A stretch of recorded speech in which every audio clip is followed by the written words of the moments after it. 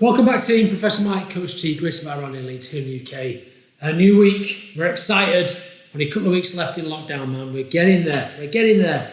Today we're talking about escapes, not only escaping from lockdown, escaping from bad positions. All right, so we could start anywhere, right? We could start at the back, we could start mount. We're going to start at side control for a good reason. And we're going to explain this more in our concept video at the end of the week. My philosophy of Jiu-Jitsu is this. If you are in a bad position, side control on the bottom, mount on the bottom, on the back, someone's taking you back, they're either better than you or you made a mistake, okay? Let's err on the side of caution and say they're better than you, all right? If they've passed my guard and got to side control, why would I want to put them back in my guard again, all right? The law of averages would state that they'd probably pass my guard again, right? And that's what I think in Jiu-Jitsu. I think if they beat me and pass my guard, they're better at passing than I am playing guard. I don't want to put them back in my guard again. I want to get on top, use my pressure passing, have a look at last week what we did, okay, and win the position that way, win the fight that way. All right, so the first pin escape we're going to talk about today is getting from side control on top, okay? This is an important thing you've got to understand. Okay, why go to the guard when they can pass your guard again when you can just get on top? All right, so what's it look like? It's going to look like this. We're going to be inside control. Okay, I will always have good frames.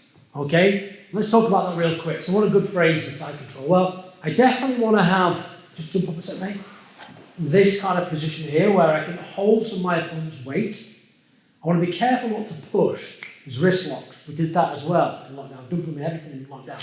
So I want to be using my forearms across my opponent's chest and my forearm on this side on my opponent's hip. And this just takes some of my opponent's weight. So when he comes on, he just holds his weight there and gives me an ability to push without extending my arms, which is going to be a bad thing for me, right, if you know Jiu-Jitsu. So I can push a little bit and I can hold his weight off. Okay, so from here, I would like to get an underhook on this arm to be able to come out the back door. He's now basically created a loop around my upper body, hasn't he? By connecting his arms have created a loop. I need to escape the loop. All right. If I was to do this, I'm going to create a position where my arm is very, very vulnerable. I basically put it in a Kimura position. This is not what we want to do. Okay, so I will always lead the underhook with my elbow, all right? So all I need to do is bump him a little bit and get my elbow underneath his armpit. That's it. I may even find this elbow under the armpit position without bumping. So I might be lucky enough that he overcommits towards the headline and I get this elbow underneath the armpit. 9 times out of 10, your opponent will be oblivious to what's just happened. All right, but that is enough. Now when I bridge the next time, my elbow will lead and my arm will follow. Okay? Now, you may need to do this on multiple steps. Okay? But ultimately, I want to get to this position. In an ideal world, I will do it in one motion. And come out the back door to a position where I can take the back. I can attack from here, I can do whatever I want to do. So in an ideal world, it would be one motion, but that takes some practice. Okay, so when you're learning this, we'll do it in 3 stages. Stage 1 will be get my elbow from the outside to the inside. Step 2 will be to get the underhook. Even if my opponent puns me down now, this underhook will allow me to do 2 things. When I bridge again, I'm going to open up my arm as if I'm throwing my opponent over my head. And that motion gives me the space here to attack his hip. Okay, so from this position, I will leg weave. It's important we don't try and step over here. There's not enough room. My opponent will beat me, okay, and take them out. So from here, I've just bridged, I'll leg weave, and come round to my knees here. Now, because I've come round to the hip line, the whizzer for my opponent is very, very weak. All right, we don't have to worry Here from now, in this dogfight position, we can drive, take my opponent down. Remember pressure passing from last week? Pressure's on, inching my way forward to an advantageous position. Okay, let's have a look again. So we're going to do it in 3 stages while we're learning it, and then we'll just minimise the steps and get into 1. So from here, my elbow's on the outside, not ideal. Okay, let's get it on the inside. You can't wiggle it in, because he's going to be fairly tight here, right?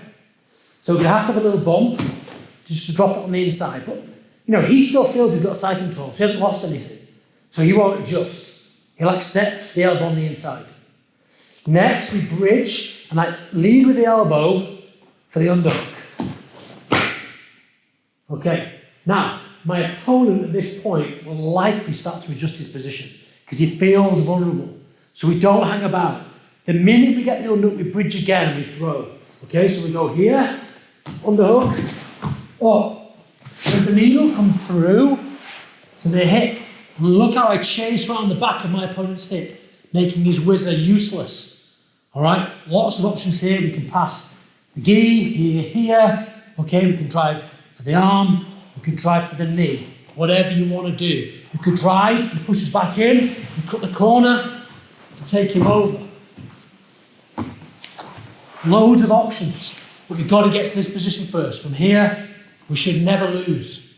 All right, head position's good, underneath, sit him on his bum, off the knees, pressure, pressure, pressure, pass the guard. Okay, one last time.